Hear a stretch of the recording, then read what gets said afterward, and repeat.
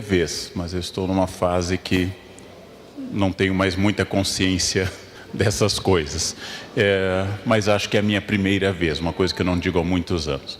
Então é um prazer e eu espero que, se eu for feliz e as senhoras e os senhores receptivos, nós tenhamos uma noite produtiva e que vocês ouçam o que eu tenho a dizer como se ouve a um ser humano, ou seja, alguém falível, alguém que tem ideias, que não é absoluto, que não é onipotente, que tem ideias do que leu, do que viveu, e que cada uma e cada um pega essas ideias e diga: essa é minha, essa eu vou ficar, essa eu vou produzir. E a outra diga: essa eu tenho que adaptar, o Leandro está um pouco desequilibrado nessa. E outra que os senhores e as senhoras digam: essa de jeito nenhum, é um absurdo. Assim a gente pensa, assim a gente pensa. Não existe obediência cega, não existe fidelidade absoluta a nenhum ser humano, a nenhuma pessoa que tem suas características. Assim nós devemos sempre pensar em relação às coisas. Vivemos um momento atípico, aqui há muitos jovens que nunca tinham vivido uma crise tão profunda. Mas acreditem no tio, já houve várias. Ouçam o tio, já houve outras crises. Eu tenho uma experiência de 35 anos de magistério, sou tão antigo que dei aulas de moral e cívica e USPB. Para os senhores terem uma ideia. Alguns aqui devem ter tido aula de moral e cívica e USPB. Eu dei aula de moral e cívica e USPB. Sei todos os hinos, a letra de todos os hinos, bandeira, república e assim por diante. A crise atual é importante, a crise é significativa, mas é muito importante dizer que o grosso da crise econômica começou a passar, o grosso da crise econômica está se afastando, mas a crise moral e a crise ética ainda é muito intensa. Eu cresci ouvindo do meu pai e da minha mãe: estude para ser alguém, seja honesto. Hoje é difícil dizer essas coisas, porque tanta gente que não é ninguém chegou longe. Tanta gente desonesta está no topo, há tantos canalhas nos governando, que a gente fica muito impressionado com as coisas. Então, é um momento específico, é um momento difícil, a crise está terminando, mas o quadro político está instável e, infelizmente, devo profetizar, o ano que vem não será fácil. Teremos eleições, a polarização vai continuar, o Face e as outras redes sociais vão continuar sendo uma arena de luta em que todas as opiniões são atacadas. E aí eu começo dando um primeiro conselho que não é filosófico, nem histórico. Eu dou um conselho absolutamente da minha avó, uma imigrante alemã que passou a vida inteira quase no Brasil. Não toquem tambor para maluco dançar. Não toquem tambor para maluco dançar. Quando alguém começar a berrar, adjetivar com os olhos irritados, vão se afastando lentamente, concordem, tenham reações bovinas, e saiam correndo, Não discutam com pessoas perturbadas, não discutam com pessoas perturbadas, é perda de tempo, perda absoluta de tempo. Então, nesse quadro político instável, de ódios, evitem o ódio, não cultivem o ódio. O ódio vem às pessoas, não compartilhem. Há um conselho que eu ouvi na Ásia de um budista que dizia: o ódio é um veneno que só funciona se você beber. Se você precisa aceitar o ódio do outro. Afastem-se disso, porque tem tanta gente interessante, tem tanta gente desafiadora, que as nossas dúvidas têm que ser de várias ordens. Nossas dúvidas são lícitas, são boas, mas nossas dúvidas não podem ser longe da ética, não podem ser longe de princípios. E como eu digo aos jovens professores que eu formo na Unicamp, um conselho que eu escrevi no livro Conversa com um Jovem Professor: é muito importante que em uma sala de aula exista ao menos um adulto. É bom que esse adulto seja o professor. É muito importante que num ambiente, por mais que tenha gente brigando, destruindo e gritando, que eu redobre a minha capacidade de ser pacífico. Esse é o primeiro ponto no momento que nós estamos vivendo. O mundo está em transformação. Essa transformação sempre ocorreu, mas ela se acelerou. Quando meu pai se formou em Direito em 59, na Universidade Federal de Porto Alegre, ele nunca mais fez outro curso de atualização. Ele nunca fez MBA, ele nunca foi em busca de outro curso, porque naquela época as pessoas se formavam e assim ficava. O tempo era um tempo repetitivo. Hoje isso não é mais verdade. Hoje, se você já está formado, tem necessidade de mais cursos, de mais atualização. Aquela época passou. A velocidade da transformação está tão grande, darei exemplos do que seria uma espécie de filosofia de um grego chamado Heráclito, que confiava e dizia que tudo era movimento, pantarrei em grego, tudo move, tudo se move, tudo se transforma, todas as coisas se transformam. Por exemplo, os celulares que as senhoras e os senhores têm nas mãos, eles são a síntese de toda a memória da humanidade. Todas as coisas que nós já produzimos como espécie humana estão lá. Todas as poesias, todas as obras de arte, todas as músicas estão ao nosso alcance. Isso é uma revolução. Isso é uma radicalização da Revolução de Gutenberg. Isso é a radicalização da imprensa. Nós capilarizamos, atomizamos o conhecimento. Quando eu era criança, os jovens não têm ideia disso, a professora mandava a gente pesquisar, a gente ia à Barça, Enciclopédia Barça, e copiava, só tinha essa fonte. Nas famílias muito ricas havia britânica, mas só tinha essa fonte.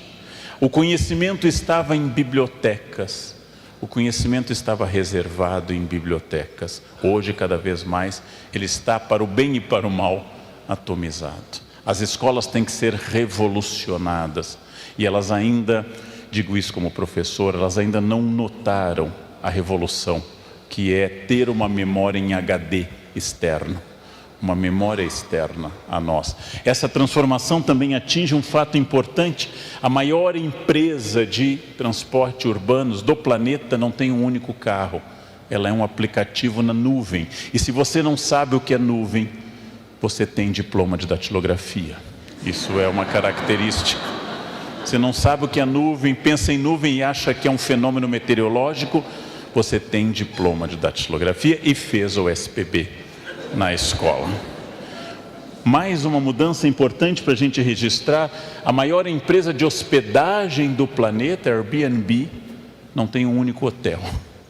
Ela é um algoritmo de hospedagem, ela é um programa da nuvem também. Ou seja, essa é uma mudança enorme. Claro que já no século XVI, Camões nos disse: mudam-se os tempos, mudam-se as vontades. Mas hoje essa mudança não é mais de uma geração para outra. Não é mais de uma geração para outra, ela é uma mudança imediata. Entre 2010 e 2017 já temos um outro comportamento tecnológico. Uma pessoa de 15 anos já não pertence mais à geração tecnológica de alguém de 25. Ora, tudo isso, claro que assusta mais quem nasceu antes, e eu vou lembrar que nós temos 3 grandes etapas de valor na história humana. A primeira etapa que nos dominou desde a pré-história foi a força física. Era o guerreiro mais forte que dominava a tribo, que tinha valor como líder. Essa força física foi substituída pela força do capital. Quem é mais rico manda na sociedade.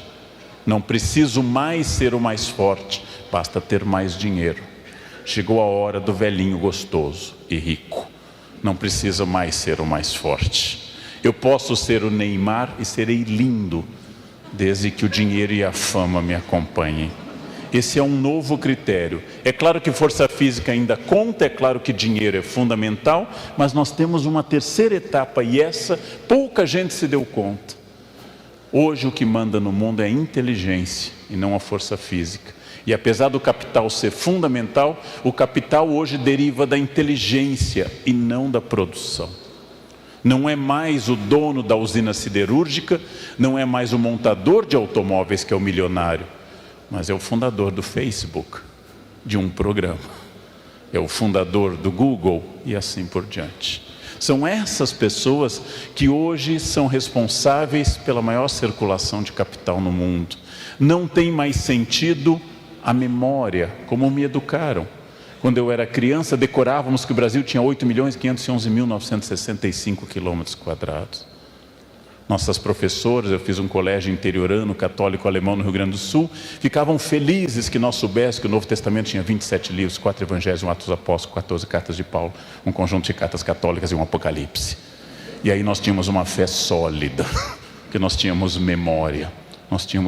E essa memória, ela é importante. A memória é uma coisa importante, porém, o que hoje determina não é a memória, a primeira instância da inteligência, mas o que eu crio a partir da memória, que é a inteligência. Antes era culto, quem soubesse que a capital da Mongólia era Ulaanbaatar, o do Nepal era Katmandu, quem soubesse que Lagos era a maior cidade da Nigéria, que o rio Congo era o único rio que atravessava o Equador 2 vezes. Nossa, que pessoa culta. Hoje isso está no Google. Isso está no Google, você não precisa mais decorar isso. Você decora se quiser, mas hoje a inteligência nos libertou da memória. E isso é fundamental. Memória entendida na filosofia clássica como uma das instâncias da alma para Aristóteles. Memória entendida como um dom do Espírito Santo. Memória entendida como uma série de valores, mas hoje apenas o primeiro passo para a criação, para a inteligência, para aquilo que você pode fazer como iniciativa e criatividade. E isso é muito importante, porque isso vai revolucionar a maneira de eu ensinar crianças e jovens. Ou seja, não mais para repetição, não mais para o padrão, mas para a criação. Se eu quiser que eles sejam cada vez mais pessoas que possam se adaptar à mudança. E é difícil. E por que é difícil eu me adaptar à mudança? Porque o primeiro limite é aquilo que eu, mais velho, valorizo, que é a tradição. Ora, por que é que o cérebro humano valoriza a tradição? Porque o cérebro humano é uma máquina eficaz, que gosta de economizar energia. E a economia dessa energia é fundamental, porque ela significa que o cérebro não quer fazer ações desnecessárias. O cérebro é uma máquina eficaz. Sempre foi assim. Assim foi desde o começo. Ora, era muito interessante quando eu questionava, eu fiz música também, uma professora que nos dava, por exemplo, canto gregoriano, uma velha senhora, uma freira alemã, que dizia, você tem que aprender o modo frígio, você tem que aprender o modo dórico, você tem que aprender a ler em clave de dó. E a gente, mas por que, irmã Heloísa? Porque quando vocês ensinarem, vocês saberão. Ou seja, ensinar era o sistema que auto-justificava o que havia antes. E isso é uma coisa interessante, porque a tradição vem ao lado de um mecanismo fundamental, que foi colocado na espécie humana como uma forma de sobrevivência, que é o medo. O medo é prudente. O medo pode ser uma virtude que impede, segundo Aristóteles, o exagero, ou seja, impede a temeridade, já que o equilíbrio é uma virtude aristotélica. Porém, quando o medo nos domina, ele se chama covardia. Eu valorizo muito um aluno que no doutorado vai fazer um seminário, como fizeram terça-feira, sobre a obra que eu estou analisando, e aí ele tem medo, ele treme, mas ele enfrenta e faz. Eu valorizo muito quem domina seus medos, quem tem medo de voar e voa, quem tem medo de casar e casa. Eu valorizo quem enfrenta o medo. Mas veja, nós, seres humanos, somos descendentes de covardes. Quando nossos ancestrais chegaram à porta da caverna, uns disseram, vão na frente, vamos ver se no fundo da caverna há animais.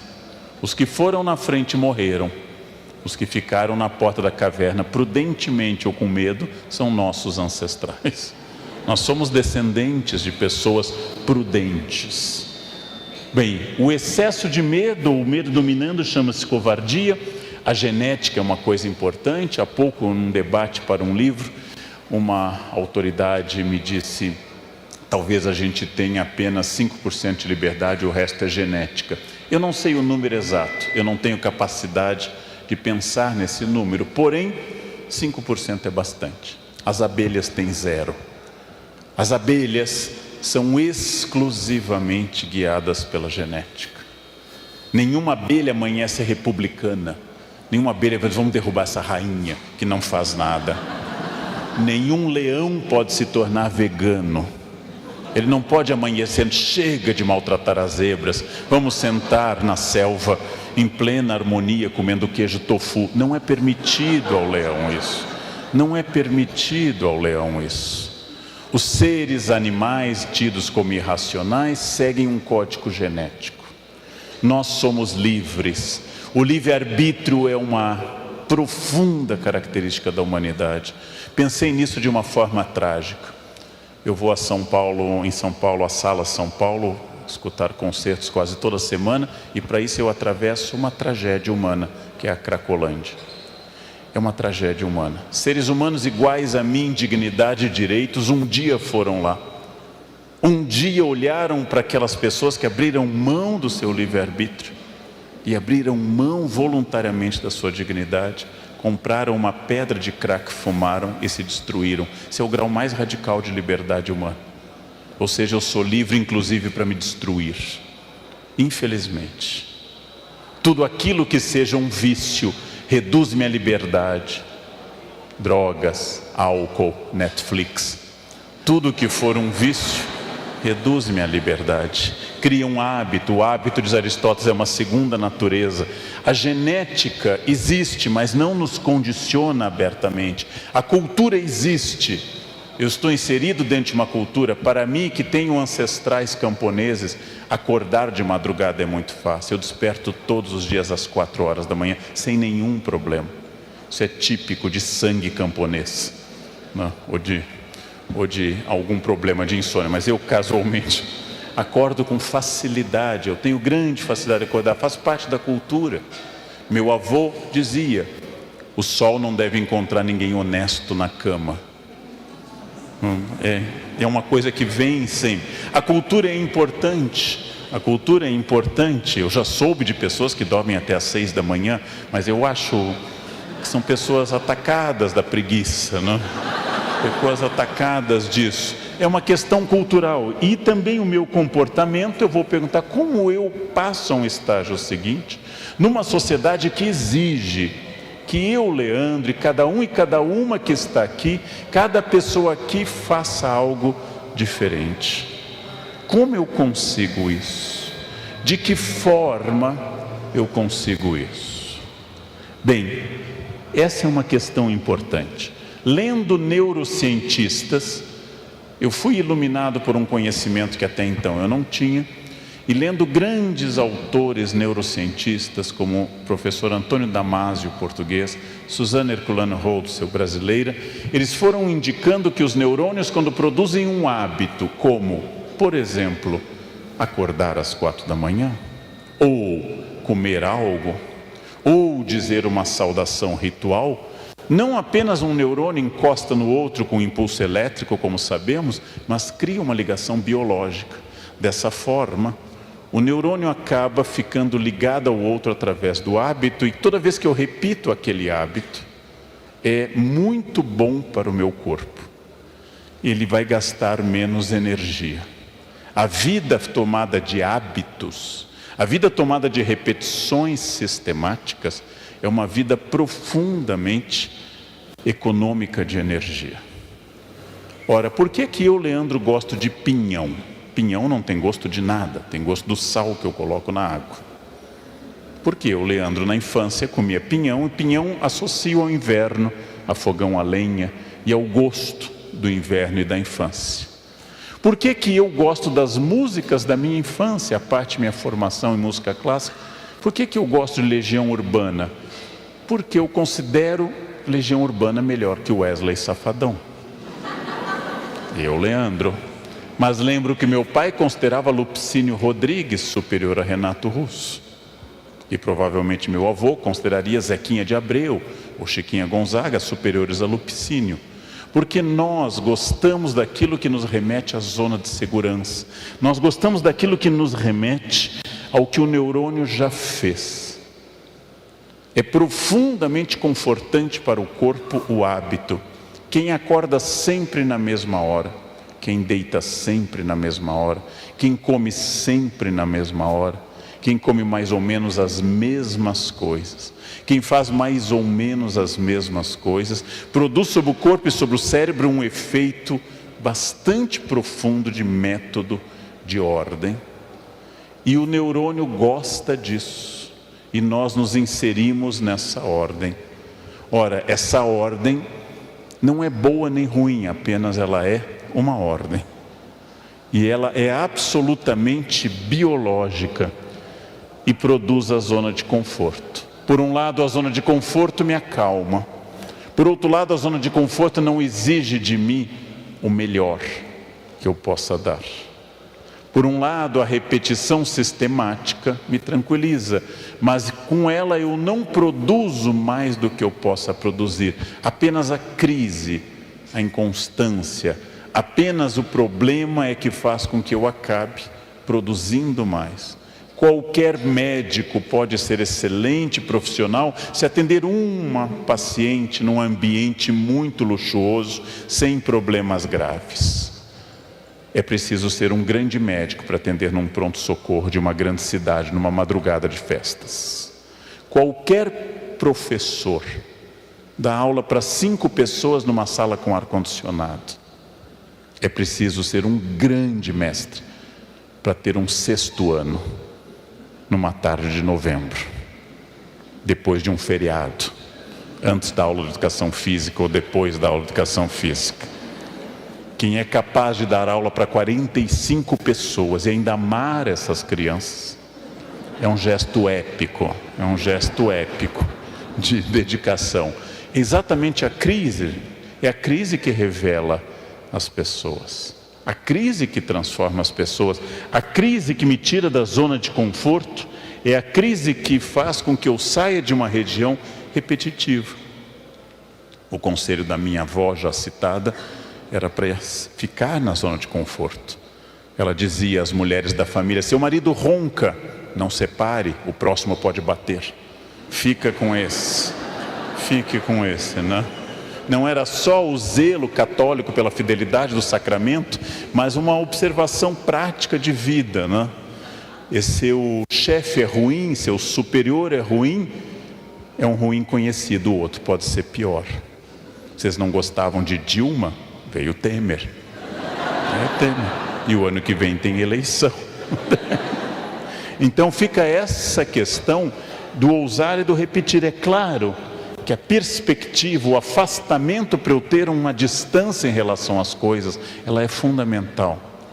Mas saibam, tudo aquilo que me tranquiliza, tudo aquilo que me leva para a minha região de conforto, me afasta do sucesso. O sucesso eu não estou entendendo aqui como ganhar dinheiro, pode ser. Sucesso eu estou entendendo o intelectual, sucesso eu estou entendendo o empreendedor, sucesso eu estou entendendo a dona de casa, sucesso eu estou entendendo o religioso que tem objetivos e quer atingir o seu sucesso, perfeição da alma, acúmulo de dinheiro, cuidados com a família, seja o que for. Tudo aquilo que me tranquiliza me afasta do sucesso. Tudo aquilo que me deixa bem me afasta do bem e do desafio. Por isso que todos querem o sucesso, mas eu não sei qual é a escolha certa. Todos querem o sucesso, mas a escolha certa ela é sempre complicada, porque eu tenho que pensar quando é que chega esse momento, e aí eu vou avançar de Aristóteles para Agostinho, quando é que chega esse momento chamado futuro. Agostinho estuda muito a sucessão de tempo e fala muito de um presente quase contínuo em relação a isso. Eu nunca sinto o futuro porque eu estou sempre no presente e o passado é sempre uma memória que já fugiu. Então vem a seguinte questão: quando chega o futuro? Eu vou dar uma resposta semi-agostiniana e semi-pelagiana também. Nunca chega o futuro. Nunca chegaremos ao futuro, porque eu estou sempre no momento presente. E o minuto seguinte é o meu presente. Logo, eu vivo, inspirado em parte na reflexão de Agostinho sobre o tempo, eu vivo num tempo contínuo, num tempo presente. Eu vivo permanentemente nesse momento. E esse momento só aconteceu porque eu tive passado. Ou seja, eu hoje, Leandro, em 2017, sou o futuro do Leandro de 2000, ou o futuro do Leandro de 1980, quando eu estava no ensino, entrando na faculdade, saindo do ensino médio. Ora, mas eu estou aqui porque eu fiz coisas no passado. Então, apesar de não existir futuro, não existe futuro. O que existe é o que eu faço hoje, que prepara o outro presente. Eu, Leandro, estou aqui e eu não entrei na faculdade pensando, eu vou estudar muito, porque um dia eu teria a honra de ser convidado para esse espaço e falarei para vocês. Mas eu estou aqui porque eu tomei decisões no passado. Ou seja, o presente é cultivado por decisões do passado.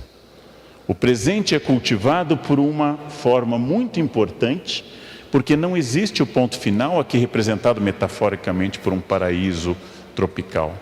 Não existe esse ponto final. A cada lugar que eu chego há um novo desafio, há uma nova questão a vencer. Nunca eu vou chegar a esse ponto final. Eu não sei nem quem estará vivo em 20 anos. Há uma chance grande de ser a Rainha Elizabeth II, talvez o ex-presidente Sarney, mas eu não sei quem estará vivo em 20 anos. A vida é surpreendente, eu vou insistir nesse ponto, quando a gente pensa que as mudanças podem ser muito rápidas. Há 48 horas, esse era o jornalista mais bem pago, mais respeitado, ocupando o posto mais importante da imprensa brasileira. Hoje está sem emprego. Ó fortuna, velut luna, diz a Carmina Burana, a fortuna muda como a lua, não? Não existe paz no mundo, nulla pax in mundo, diz um motete do Padre Vivaldo. Não existe paz no mundo, porque a cada dia vem uma questão para deixá-los animados nesse instante que vocês me escutam, dentro de vocês ou de mim pode estar se desenvolvendo um tumor. Olha que coisa bonita para pensar nesse novembro azul. Olha que coisa bonita. Eu nunca sei o passo seguinte. Assim como eu vim para cá, vindo do aeroporto, o carro poderia ter tido um problema. Tudo é muito rápido, muito passageiro.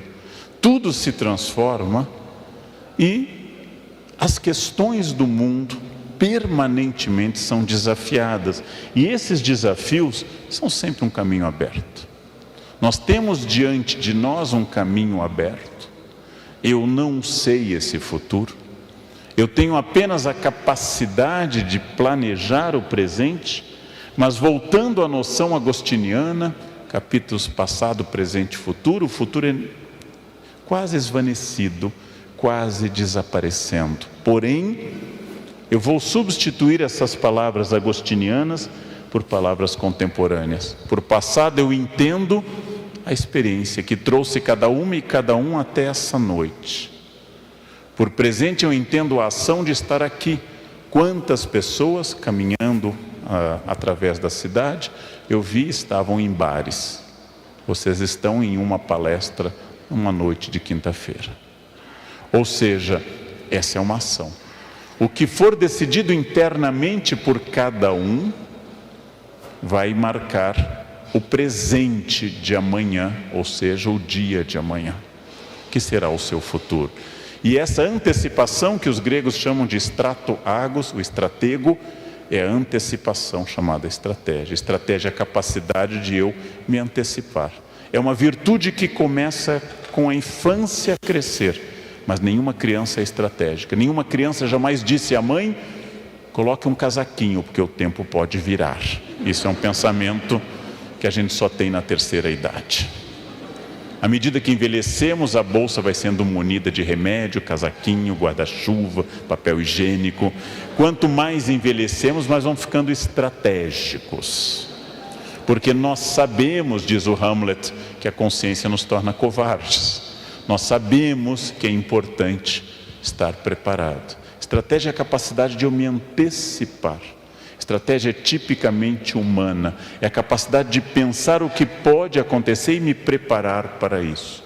O termo militar grego, estratego, acabou se tornando um termo empresarial contemporâneo. Há uma estratégia. E essa estratégia ela é muito importante.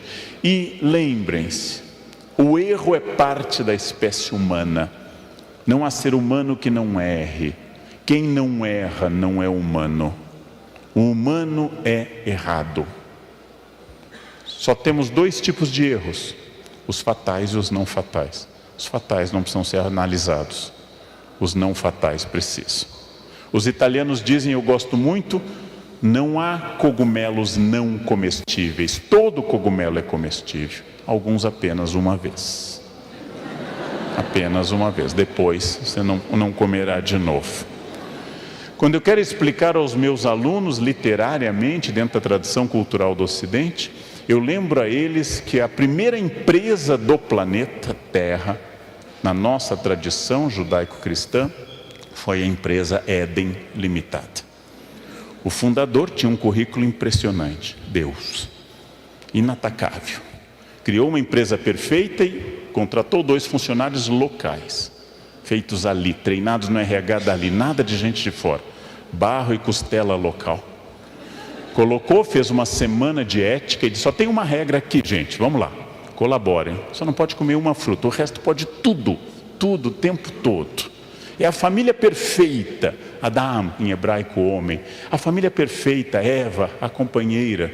Não tem sogra, não tem nora, não tem genro, não tem cunhado, não tem horário, não tem roupa, inocência total. O dia inteiro felizes num local perfeito entre rios.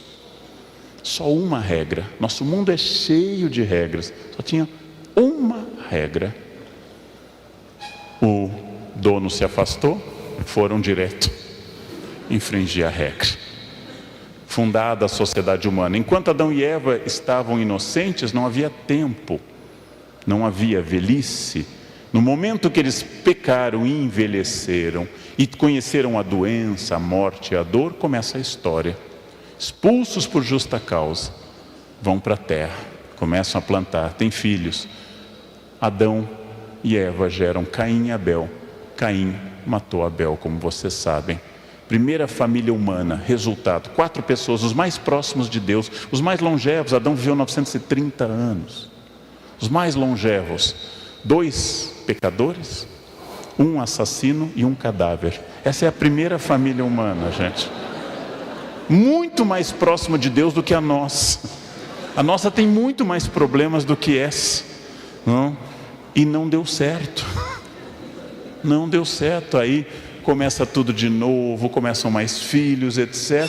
Aí vem o dilúvio. Ou seja, tudo sempre, permanentemente, nós convivemos com o erro. Errar é humano, errar é humano, não est. Errar é humano. Nós erramos o tempo todo.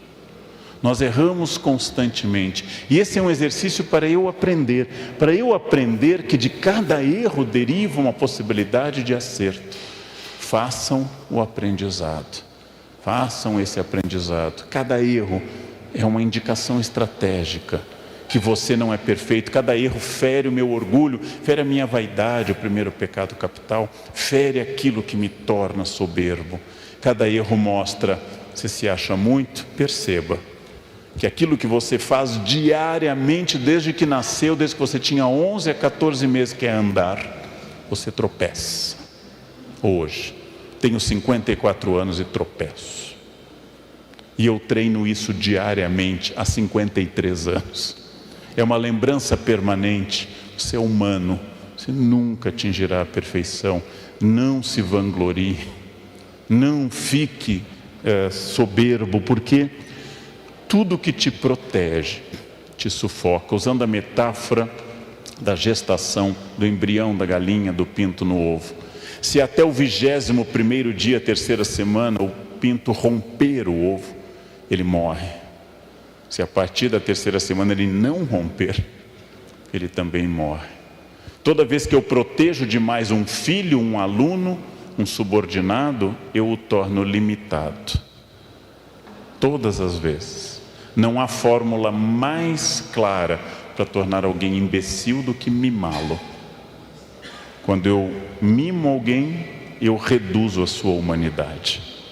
Ou seja, tudo que me protege também impede que eu saia da zona de conforto. Vamos dar agora um princípio mais psicológico e filosófico. Por que a estratégia é difícil? Ora, eu sei que se eu comer o doce, o donut, que aqui está, eu vou ser feliz agora. E se eu não comer, eu vou ser feliz no futuro.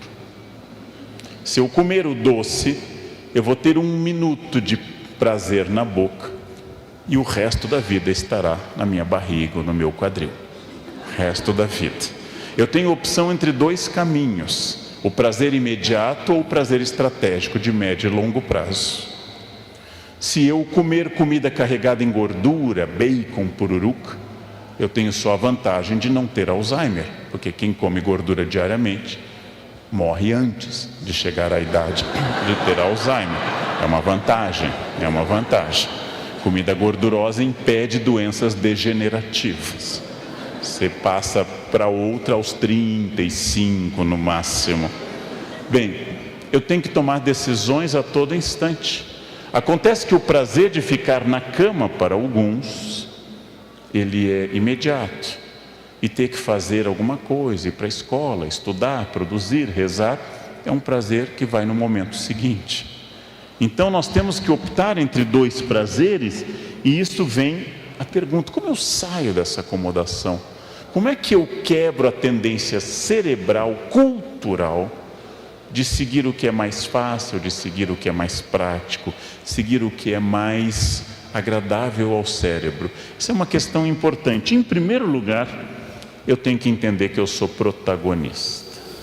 Em primeiro lugar, eu tenho que entender, analisando a vida de grandes pessoas, intelectuais, militares, estadistas, místicos, que eu sou protagonista. Em toda a história, nós estamos tomados por dezenas de milhares de exemplos de protagonismo. Pessoas que saíram da sua zona de conforto e implantaram uma mudança extraordinária. Gente como Machado de Assis, mulato, epilético, filho de uma mulher muito pobre e que de repente decide ser o maior escritor da língua portuguesa. Nada na sua biografia indicava isso. Havia uma donzela analfabeta, sem formação, no interior da França. Ela teve uma ideia: eu vou até o rei da França e vou libertar o país. É Joana d'Arc. Esses protagonismos são excepcionais nesses casos, mas eles são cotidianos, de pessoas que superam crises, que têm essa consciência profunda de olhar além do horizonte, além do ambiente imediato, além das coisas limitadoras do momento. Esse protagonismo, ele é fundamental em qualquer campo que vocês atuem. Sonhar mais. Disse um publicitário em São Paulo, Nizanguanais: você deve sempre querer ser Alexandre o Grande, nunca Alexandre o Médio. Você não deve mirar no médio, porque você vai ser menos. Você deve mirar alto. Você deve mirar alto. Você deve aspirar a mais. Você deve tentar cada vez mais através de uma racionalidade estratégica. Nós podemos muito mais do que nós fazemos. As pessoas me perguntam, eu tendo a ser irônico na resposta, elas me perguntam: Leandro, como é que você consegue ler tanto? É complexo, mas eu vou revelar o segredo. Para ler tanto, o segredo é: senta, abre o livro e lê. Pronto. E quando termina, pega outro livro. Como é que você consegue acordar assim? Toca o celular, eu abro os olhos, eu levanto e começo o meu dia. É isso. Nossa, eu não sei como é que você consegue fazer isso. Fazendo. Agora, uma coisa importante para dizer: quando eu era muito jovem, graças à influência do meu pai, comecei a estudar francês e outras línguas. Depois fui para a Aliança Francesa, depois juntei um dinheirinho, passei uma parte da minha vida na França. Aí eu recebo um professor, traduzo, faço qualquer coisa, e eu ouço de um colega: nossa, Leandro, você tem muito jeito com línguas. Eu não tenho jeito nenhum. Eu não ganhei o dom das línguas. Nunca baixou uma tocha na minha cabeça e eu passei a falar línguas. Cada língua foram anos de sacrifício e saiu. E aí eu entendi uma coisa que eu digo com certa alegria e certa dor: sorte, jeito, talento é o nome que o vagabundo dá ao esforço que ele não faz. É muito importante isso, gente. Quando o vagabundo olha, eu não sei o que você faz, sua casa está tão arrumada, eu arrumo, é assim, eu arrumo. Mas qual o segredo de conseguir fazer isso? Fazendo. Ah, mas eu não consigo, então morra. Não venha me perguntar o que fazer. Claro, não desejo a morte de ninguém, mas tem gente que está consumindo oxigênio num planeta que tem tão pouco, né? Tão pouco oxigênio a esse respeito. Eu quero distinguir uma coisa muito importante, sou um especialista em religiões. Religião é uma parte central da espécie humana. Não há povos até o momento espontaneamente ateus. O ateísmo é sempre uma imposição do Estado na espécie humana. A religião é central na nossa espécie, mas eu quero distinguir da magia, a associação de poderes a objetos materiais, a magia. E é isso que eu quero condenar. Abandonem a magia. Parem de comer lentilha no ano novo para ter dinheiro, gente. Cada grão 1 milhão, não tem um pé rapado que não acredite nisso, todo ano, e está lá no Serasa, o ano inteiro, mas continua comendo lentilha. Parem de comer, guardar sementes de romã no ano novo. Parem de fazer macumba. Parem de atribuir objetos poder. Isso é um erro porque é inútil. Parem de usar roupa amarela para atrair dinheiro no ano novo. Parem de usar cueca vermelha para atrair amor. O que você atrai com uma cueca vermelha, gente? Isso que você atrai. Que Exu vai chegar na sua vida com uma cueca vermelha? Não amarrem fitinha do Bonfim, aquilo nunca mais sai do pulso, gente, nunca mais. Se fica com aquilo até a segunda vinda de Jesus, é uma coisa espantosa, aquilo nunca mais sai, não? Então, distingam o que é um ato de fé, de entrega religioso, da magia, que atribui a objetos poder. A magia é um sinal de infantilidade psíquica, ela é compreensível em crianças. Eu nunca uso a expressão, e não gosto de energia. Ah, esse ambiente tem uma energia boa. Eu vou com alunos ricos de São Paulo para a Ásia, estamos num hotel no Butão, e elas dizem, esse hotel tem uma energia boa. Não, ele é luxuoso, custa $1.000 a diária. Não é energia, gente. Não é energia. Essa mulher a energia dela é muito pesada. Não, ela é chata, ela é insuportável. Não tem nada a ver com energia, gente. Não existe energia. Não adianta, tendo um problema a resolver, em casa, na empresa, onde for, não adianta se fechar numa sala, colocar cristais, cantar mantras. Podem encher a sala de imagens de Buda, de elefante, de arroz, podem fazer o que quiser, o problema continua lá. Continua lá. Então, essa questão é superar essa coisa que eu escuto e que me perturba. Eu sou muito prático. Leandro, você fala bem, mas sabe por quê? Você é de aquário. Aquário é ar. Quem é de aquário aqui ou de gêmeos fala bem. Mas que pessoa organizada, virgem, tem obsessão com a ordem. Nossa, mas que pai afetivo, câncer, é pura emoção.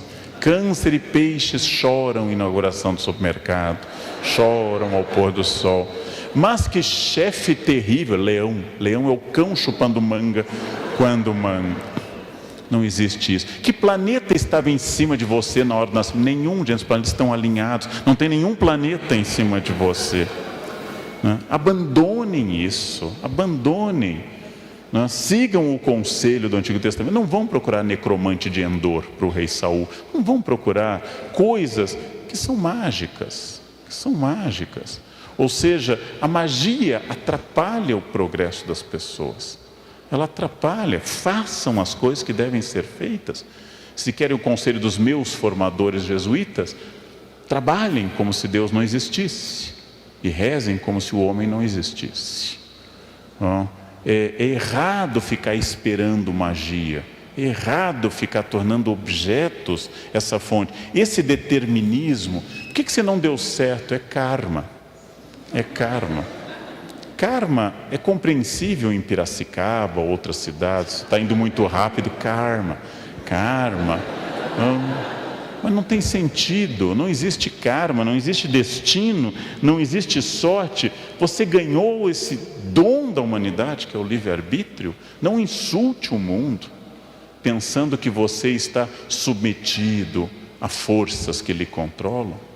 Eu estou estudando nesse momento possessão e eu entrevistei pessoas possuídas em igrejas variadas em São Paulo, quase todas neopentecostais. Uma senhora dizia: eu escuto vozes, essas vozes mandam eu matar. Eu pensei: as vozes nunca mandam arrumar a casa, as vozes nunca mandam varrer o pátio. Que raio de voz que só faz? As vozes podiam dizer: vai estudar alemão, estuda alemão. E essas vozes são produtivas, né? Claro que há pessoas doentes, mas a maior parte atribui a forças que escapam ao seu controle a coisas que não existem. É preciso pensar objetivamente naquilo que você quer e não imaginar que no seu trabalho, no seu estudo, na sua empresa, você está submetido ao controle das pessoas, né? Que você não cresce porque o chefe é ruim, o professor é limitado.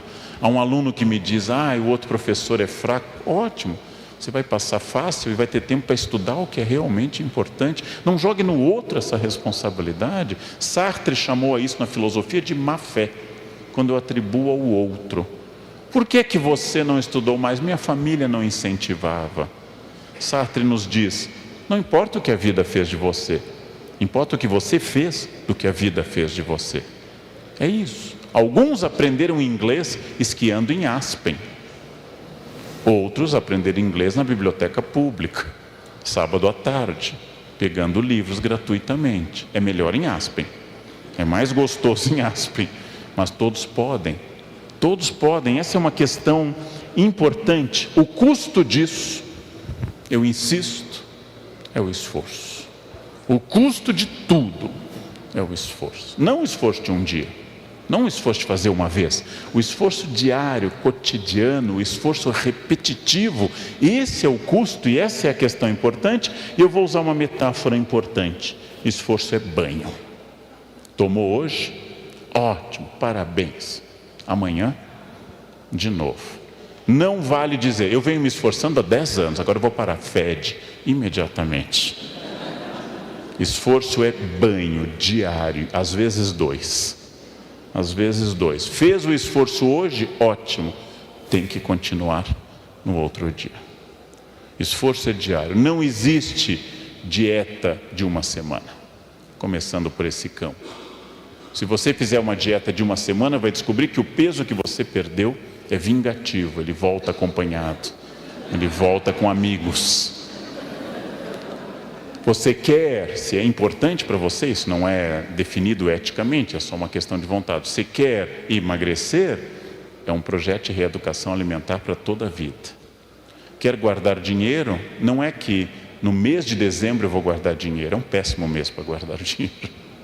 Não é que no ano que vem eu vou guardar dinheiro, tem que ser hoje. A todo instante, esforço é banho, é diário, é repetitivo. As pessoas chamam isso por uma palavra não tão recente em português, mas muito usada agora: resiliência. A capacidade de enfrentar pequenas crises. As plataformas marítimas não caem por causa de tsunamis, elas caem por causa das marolas diárias. A irritação que o outro nos causa não é muitas vezes derivada de grandes questões. Uma vez eu li em Santa Teresinha de Lisieux que ela chegava a ter raiva do barulho do rosário de uma freira ao lado dela. E a gente sabe que isso acontece em família, em qualquer lugar. O barulho da voz do outro, o soluço do outro nos irrita. Esse é um exercício permanente e é um exercício que tem que superar essa figura. Agora, quem lembra dessa personagem, fez o SPB, e tem diploma de datilografia. E provavelmente tem isso, relógio de pulso, sinal de idade. Hoje, relógio de pulso é sinal de idade. Jovens têm só celular. Quem tem relógio de pulso tem diploma de datilografia, provavelmente. A hiena e o leão, Hard e Lip, faziam um desenho há uns 30, 40 anos, e a hiena ficava repetindo: ó vida, ó céus, ó azar. Ora, é importante, é muito importante que vocês saibam que o pessimismo tem um papel no planejamento estratégico. É preciso ser pessimista para pensar o que fazer, porque as coisas têm custo e têm risco. Toda equipe precisa de um pessimista, numa escola, numa empresa, um pessimista, mas só um, no máximo um, não dá para ter mais de um. O pessimista tem a clareza de ver os riscos, mas tem um defeito: ele não faz nada. Ele não faz nada, ele só fica dizendo: ó vida, ó céus, ó azar. Para fazer algo eu preciso ser otimista. Otimista é a pessoa que aposta na melhor possibilidade. Otimista é a pessoa, por exemplo, que passa creme no rosto. É de um otimismo brutal. O fim é sempre o mesmo. O fim é sempre o mesmo. Ah, mas eu me cuido. Vai ser um cadáver bonito, bem cuidado, reluzente. Ora, o pessimista nos traz à tona os riscos, mas para isso eu preciso aprender a controlar o tempo. A única coisa que não pode ser reposta, a única coisa que não volta, a única coisa que nos aprisiona permanentemente é o tempo. Tão poderoso que ele atinge seres inanimados ou irracionais, melhor dizendo, como essa samambaia, ou as cadeiras nas quais os senhores e as senhoras se assentam. O tempo é brutal, paz, permanentemente. Tempo perdido é tempo perdido. O controle do tempo é fundamental. E um dos grandes assassinos do tempo está nas nossas mãos. É isso aqui.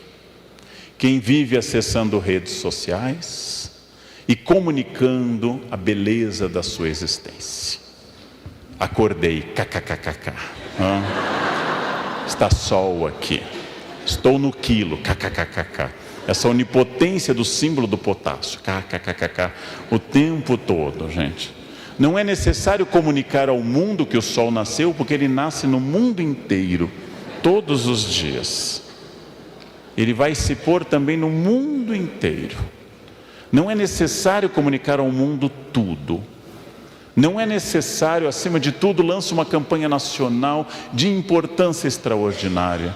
E eu sei que vocês vão gostar da campanha que eu falo no Brasil inteiro, pelo fim do bom dia em grupo de WhatsApp. Pelo fim desse bom dia. Não respondam essas pessoas que dizem bom dia no grupo. E se insistirem, bloqueiem essas pessoas. Elas são enviados de Satanás para acabar com o tempo de vocês, gente. Não cedam a isso.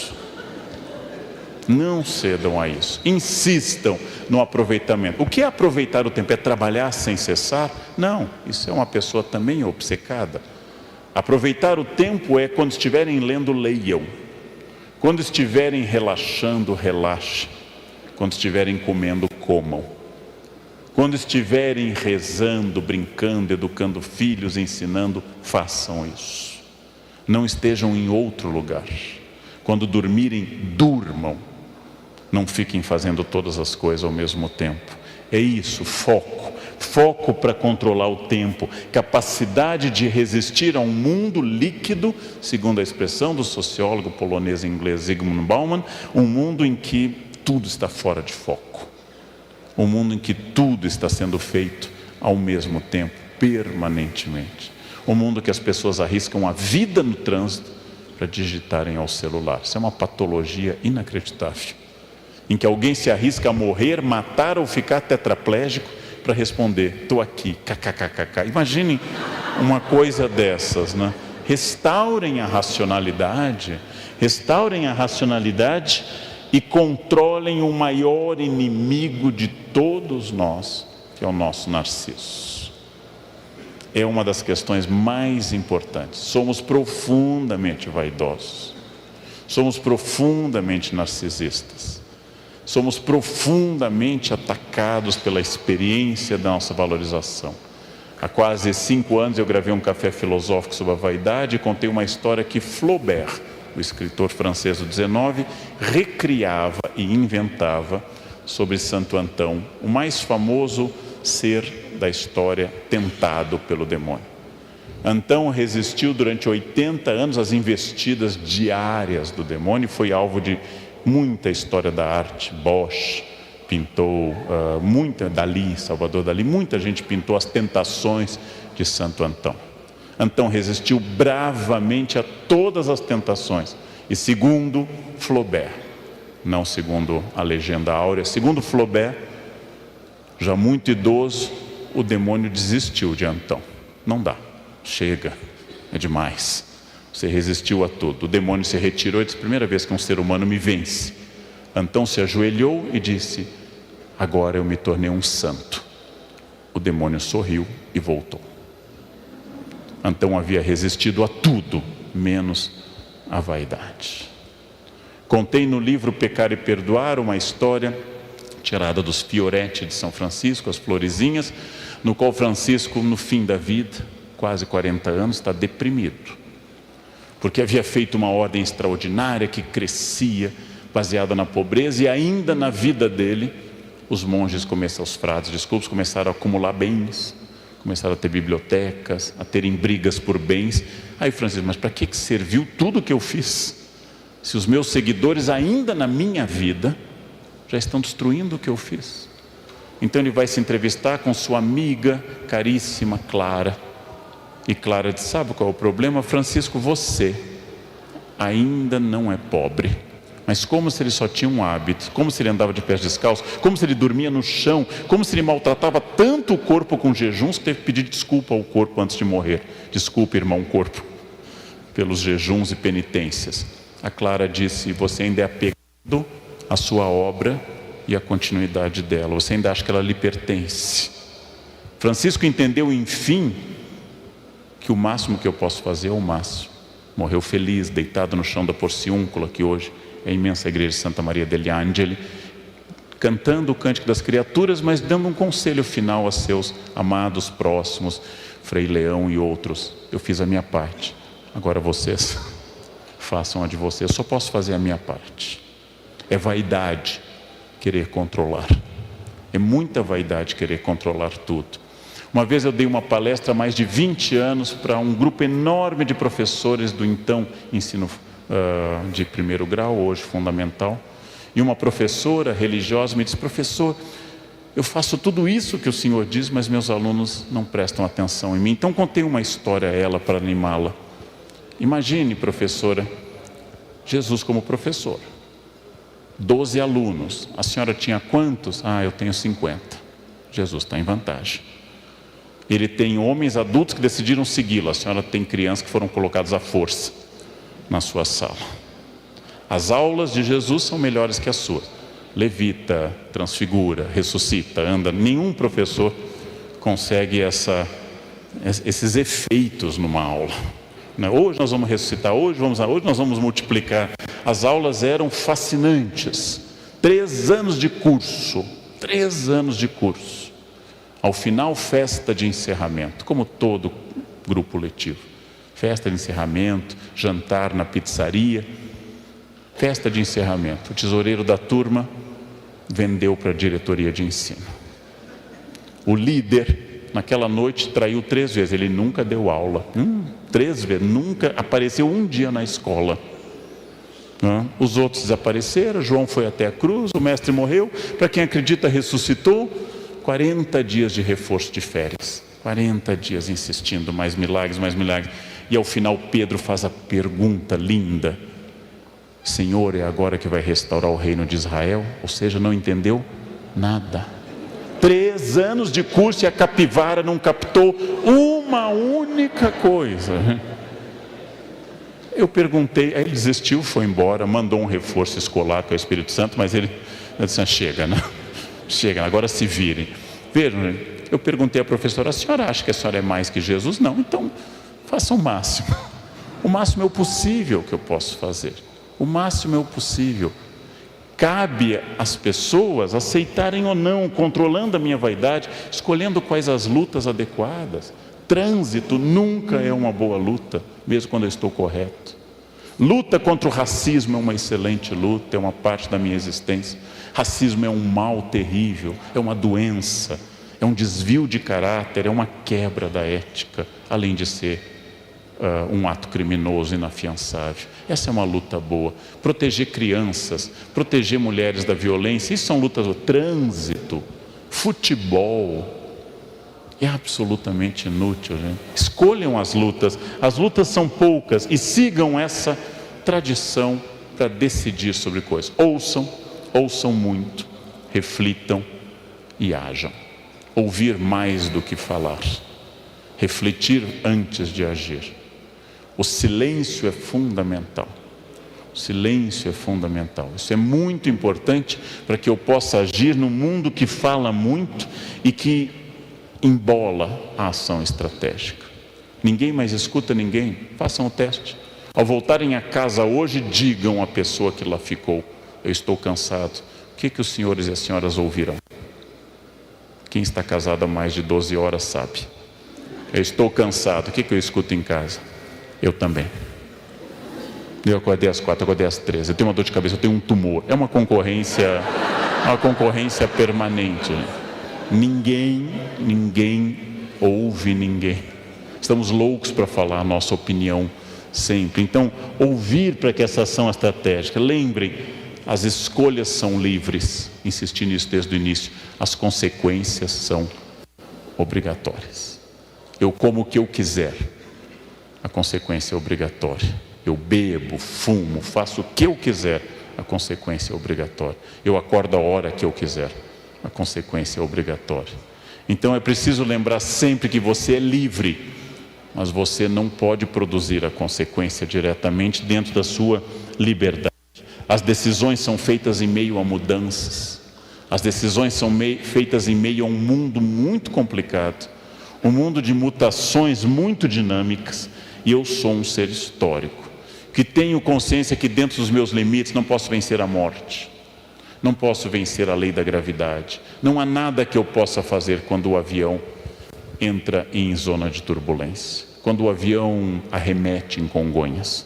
Não sei se vocês já passaram por essa experiência. Tenta aterrissar, não consegue e decola de novo. Eu contei uma vez, não é brincadeira, uma senhora do meu lado: minha Nossa Senhora Aparecida, minha Nossa Senhora Aparecida. Eu disse: cuidado, senhora, a padroeira da aviação é Nossa Senhora de Loreto. É muito importante mandar o ofício para o departamento certo, senão Aparecida ali, isso é lá com a Loreto, até trocar a carta, o avião já foi. Brincadeira, mas Nossa Senhora de Loreto é padroeira da aviação, né? Um santo para cada coisa. Internet caiu, Santo Isidoro de Sevilha, padroeiro da internet, definido por São João Paulo II, Santo Isidoro de Sevilha. Tem problema com hotel? Santa Marta, padroeira dos hoteleiros. Muito importante, né? E parem de se apegar com aqueles santos que estão terceirizando Antônio, São Judas. Tem muita gente, vão com santos que ninguém vai, Santa Córdola, Santa Brígida da Suécia. Eles estão lá abandonados, carentes. Quando vem uma oração, eles se apegam a essa. Parem de ficar nos mesmos, coitado. Antônio, por exemplo, tem 500 secretários, é muita gente. Vão para aquele santo que ninguém vai. Esses, eles pegam cada causa. Vão para esse. São Bruno é bom, não? Gente silenciosa. Isso. O futuro é hoje.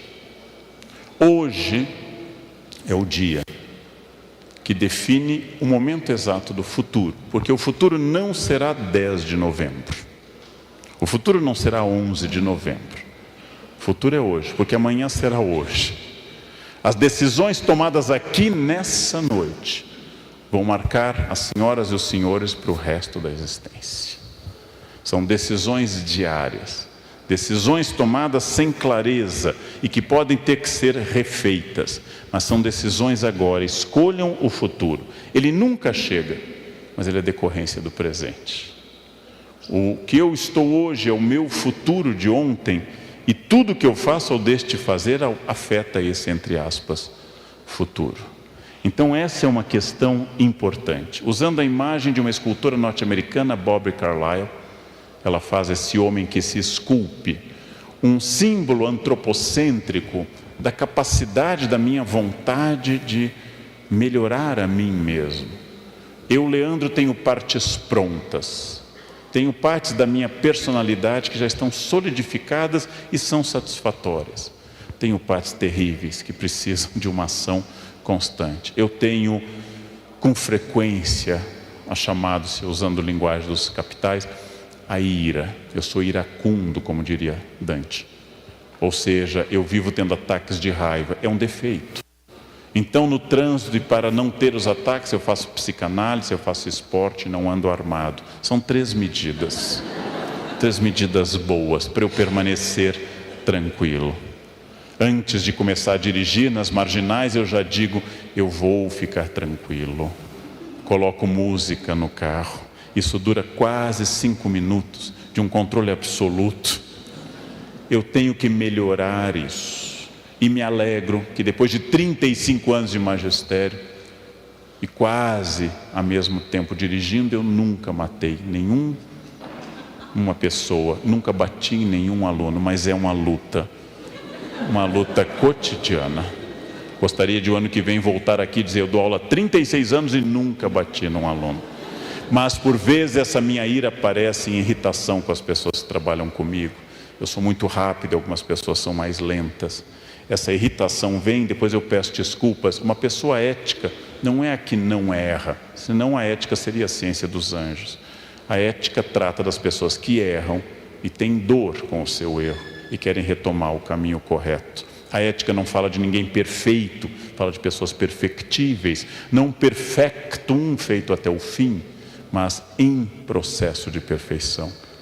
Como diz a minha secretária, ironizando meus ataques, a diferença entre a araucária e o gaúcho, que eu sou, é que a araucária leva 30 anos para ficar grossa.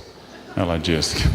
E o gaúcho já nasce com essa habilidade. E quando eu erro, eu tento voltar atrás, peço desculpas, me arrependo, a dor me acomete, a consciência me acusa e eu volto a essa luta constante que vai ser até o final da minha vida. Ou seja, as partes que eu tenho que lutar, as partes que estão boas, há partes que sempre foram fáceis, há partes muito complicadas. E tudo isso é o processo de eu me construir. E essa construção ela é muito, muito importante, porque com essa mensagem com a qual eu encerro a nossa reflexão, eu poderia dizer de muitas formas filosóficas, teológicas ou literárias, mas direi de uma forma muito linear. Eu sou sócio majoritário da minha vida. Na minha educação, minha mãe insistia muito na frase na infância: todo problema que começa com eu é seu. Todo problema que começa com a palavra eu é seu. Só nos traga problemas que comecem com a palavra, o pronome nós. Eu é um problema seu. Então, essa questão é uma questão importante. Eu sou sócio majoritário da minha vida.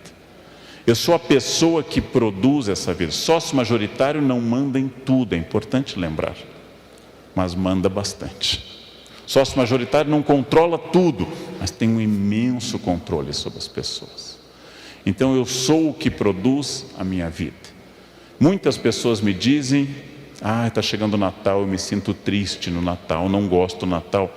Bem, transforme seu Natal numa data alegre, faça, não fique reclamando. A pergunta que Freud fez antes de morrer em 39, por que as pessoas buscam a infelicidade e quando encontram, permanecem nela e se surpreendem? Façam o Natal alegre, mudem a estrutura da festa. Ou seja, façam as coisas acontecer. Sou sócio majoritário da minha existência. Eu tenho uma consciência enorme disso. O corpo que eu tenho, o que eu sei, a família que eu construí, o conhecimento que eu acumulei, as minhas virtudes, os meus imensos defeitos, começam com o pronome pessoal reto, eu. Não começam, vou usar um erro de português, com nós, mas só para ficar claro, está errado, viu? Não começam com nós, não começam conosco, começam com o pronome eu. E é assim que dolorosamente eu sou fruto de uma vontade ou de uma falta de vontade, de uma ação ou de uma falta de ação. E eu poderia fazer mais ou menos, mas sempre de acordo com essa propriedade de ser sócio majoritário da minha existência. Isso é uma questão extraordinária para a gente passar adiante. Sejam autônomos, tornem-se adultos. Não confundam liberdade com voluntarismo, fazer o que quer.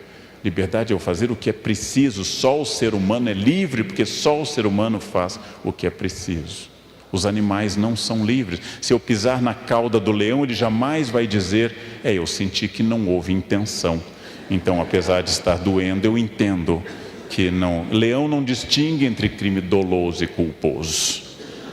Nós podemos fazer essa distinção. Você me machucou, mas não estava com essa intenção, foi acidental. Eu tenho liberdade que não é a liberdade do meu desejo, não é uma liberdade hedonista da busca do prazer, não é a liberdade de fazer o que eu quero, mas o que eu preciso. Eu sou humano porque faço o que eu preciso. Ou seja, eu sou humano porque eu faço o que é necessário e não só aquilo que eu quero. E vou começando a sofrer dessa verdadeira, ou ter o privilégio dessa verdadeira liberdade estratégica. Eu sou sócio majoritário da minha vida. Sigam a norma socrática, conheçam a vocês mesmos. É uma transformação de vida. Conhecer a si muda tudo na sua existência. Façam frequentes exames de consciência do seu dia.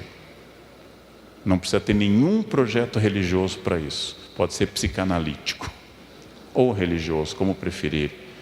Como eu me comportei hoje, a quem eu ajudei, a quem eu incomodei, com quem eu fui grosseiro, com quem eu fui bom, como eu posso melhorar amanhã.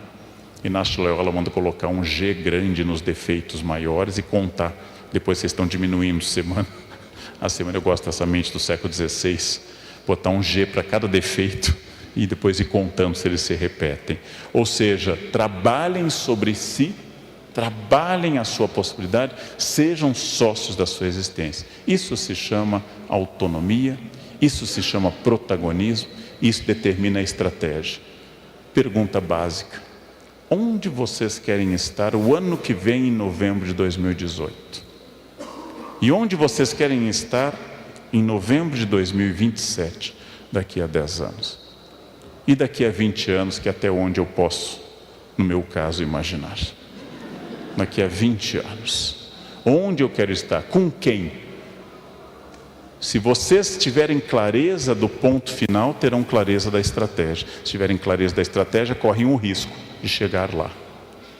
Correm um risco. Não a certeza, mas a chance matemática de chegar lá.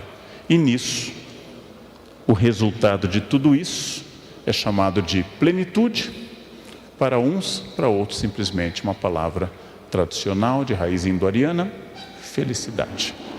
Felicidade é estar onde eu tenho que estar, fazer aquilo que eu preciso, colher os frutos disso, reconhecer-me como errado, levar adiante meus espinhos na carne, segundo Paulo, minha ferida narcísica, segundo Freud, e continuar trabalhando nisso. Vale muito a pena, porque isso torna a vida interessante e não uma folha levada ao vento, sem vontade, uma folha sem forma, uma vida guiada por um protagonista, compartilhando a vida com outros protagonistas.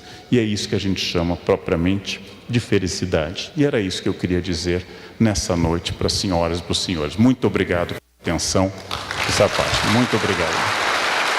Muito obrigado. Obrigado.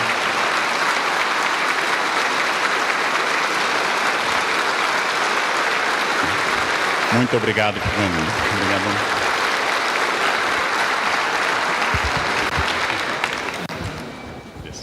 Professor, nós que agradecemos a importante presença, em nome do Cicobi Cred Malhas, gostaríamos que o senhor levasse uma lembrança desse nosso encontro e, para tanto, convido aqui no palco o diretor-presidente do Cicobi Circuito das Águas, Marcelo Gorgulho, que vem fazer a entrega. Muito obrigado. Olha, acho que você vinho, né? Aqui. Olha.